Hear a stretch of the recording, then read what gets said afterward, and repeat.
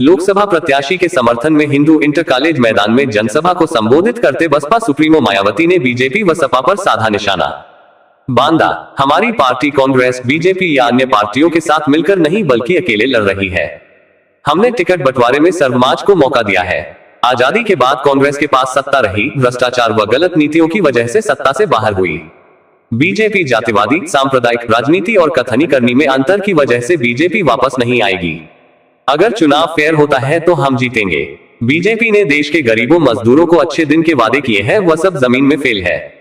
BJP ने पूंजीपतियों को मालामाल किया है और इन्हें बचाया है। चंदा के संबंध में सुप्रीम कोर्ट और मीडिया से पता चला है कि 20 को छोड़कर सभी पार्टियों ने पूंजीपतियों से धन लिया है।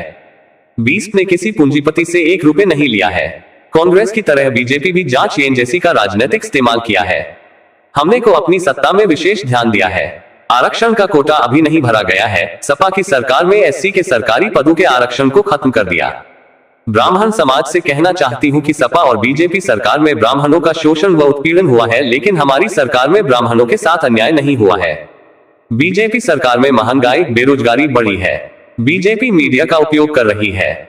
केंद्र द्वारा देश में गरीब परिवारों को राशन दिया जा रहा है, उससे भला नहीं होने वाला। जो राशन दिया जा रहा है वो बीजेपी या नरेंद्र मोदी जेब से नहीं दे रहे, बल्कि जनता के टैक्स का पैसा है। देश व प्रदेश हित में बसपा को वोट करें। बुंदेलखंड अलग राज्य बनाने का वादा किया। बहुमत में आए तो बुंदेलखंड को बनाएंगे अलग राज्य। मायावती, हमारी सरकार में ब्राह्मणों का कहीं भी उत्पीड़न नहीं हुआ। मायावती, लोकसभा क्षेत्र बांदा चित्रकूट से बसपा प्रत्याशी मयंक द्विवेदी के समर्थन में प्रचार करने के लिए बसपा सुप्रीमो मायावती अतर्रा कस्बे में पहुंचकर जमकर हुंकार भरी और विपक्षी दल पार्टियों के ऊपर जमकर निशाना साधा। मायावती ने एक बार फिर बसपा की सरकार बनने पर बुंदेलखंड को अलग राज्य बनाने का ऐलान किया। मायावती ने चुनावी जनसभा से ऐलान किया कि अगर हम लोग सत्ता पर आते हैं तो बुंदेलखंड को अलग राज्य बनाएंगे और यहाँ विकास की नई इबारत लिखेंगे। बसपा सुप्रीमो ने विपक्षी पार्टियों पर हमला बोलते हुए कहा कि सभी पार्टियों ने ई बॉन्ड के माध्यम से चंदा लेकर चुनाव लड़ा है। हमारी ऐसी पार्टी है जिसने किसी भी पूंजीपति और धन्ना सेठों से 1 भी रुपया चंदा नहीं लिया। मेरे जन्मदिन दिवस पर आए थोड़ा थोड़ा चंदा को एकत्रित कर पार्टी चलाए और चुनाव लड़ने का काम किया है। उन्होंने बुंदेलखंड में ब्राह्मण वोटरों की संख्या को देखते हुए ब्राह्मण वोटों को साधते हुए नजर आई। मायावती ने कहा कि हमारी सरकार में ब्राह्मणों का कहीं भी उत्पीड़न नहीं हुआ है और बुंदेलखंड में ब्राह्मण वोटों की संख्या अधिक है, इसलिए उन्होंने ब्राह्मण समाज के लोगों को टिकट दिया है।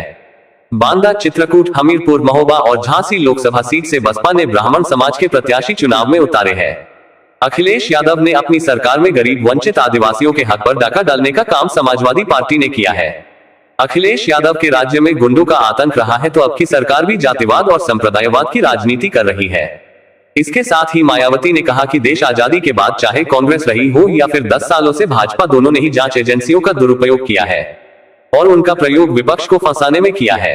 उन्होंने समाजवादी पार्टी पर हमला बोलते हुए कहा है कि इन लोगों ने अति पिछड़े आदिवासी और गरीबों के आरक्षण को खत्म किया है। मायावती ने कहा कि सपा और भाजपा दोनों ब्राह्मण विरोधी हैं। जनता को मुफ्त का राशन मोदी जेब से नहीं बल्कि जनता के टैक्स से ही दे रहे हैं। ये हमारी पार्टी ने यहाँ जिनको भी लोकसभा के लिए चुनाव के मैदान में उतारा है, आपके चित्रकूट मंडल में 2 लोकसभा की सीटें हैं। इन 2 लोकसभा की सीटों पर जिनको भी चुनाव के मैदान में उतारा है, जो आपके सामने मंच पर भी मौजूद हैं, तो उन्हें आपको जरूर कामयाब बनाना है। जिसके लिए यहाँ पार्टी के सभी स्तर के छोटे बड़े पदाधिकारी एवं कार्यकर्तागण पूरे जी जान से लगे हैं।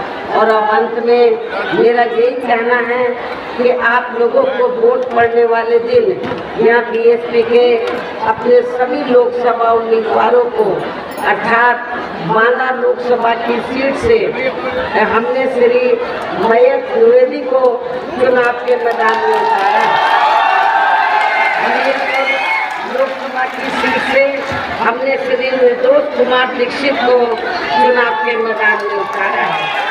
आपके चित्रकूट मंडल में मुझे इस बात की जानकारी है कि यहाँ पर अपर कास्ट समाज में से ब्राह्मण समाज की आबादी काफी ज्यादा है, इसलिए हमने इन दोनों सीटों पर ब्राह्मण समाज को चुनाव लड़ने का मौका दिया। इतना ही नहीं, हमीरपुर से लगी हुई जालौन सुरक्षित लोकसभा की सीट है, तो वहाँ से हमने श्री सुरेश चंद्र गौतम को हर बार को हमने चुनाव के मैदान में उतारा है। और जो आगे चलकर झांसी लोकसभा की सीट है, तो हमने झांसी लोकसभा की सीट से श्री रवि प्रकाश पुष्पा को, जयप्रकाश को हमने चुनाव के मैदान में उतारा है। तो मेरी आप लोगों को यही कहना है, पार्टी के लोगों से यही कहना है कि अब आप लोगों को अपनी पार्टी के, खास रूप से आज ये चित्रकूट मंडल की चुनावी जनसभा है, 2 लोकसभा की ये चुनावी जनसभा है। तो और आप लोग अपने कैंडिडेट के समर्थन में यहाँ बड़ी तादाद में पहुँचे हैं। मेरी अब आप लोगों से यही दरखास्त है कि आप लोगों को अपनी पार्टी का जो चुनाव चिन्ह हाथी है, हाथी चुनाव चिन्ह के सामने वाले बटन को दबाकर अपने दोनों प्रत्याशियों को जरूर कामयाब बनाएं। इनको भारी वोटों के अंतर से जरूर जिताना है। लेकिन आज आपकी दूर तक जो मुझे भीड़ नजर आ रही है, तो इससे तो ऐसा लग रहा है कि आप ये दोनों सीटें रिकॉर्ड को वोटों के अंतर से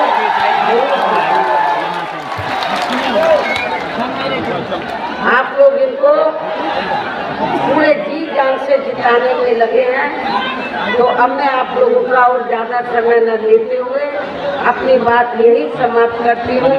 जय भीम, जय भारत। अगर ऐसे ही लेटेस्ट खबर देखना चाहते हैं तो अवध स्पीड न्यूज को फॉलो, लाइक, सब्सक्राइब जरूर करें। हमारी सारी खबर देखने के लिए यूट्यूब पर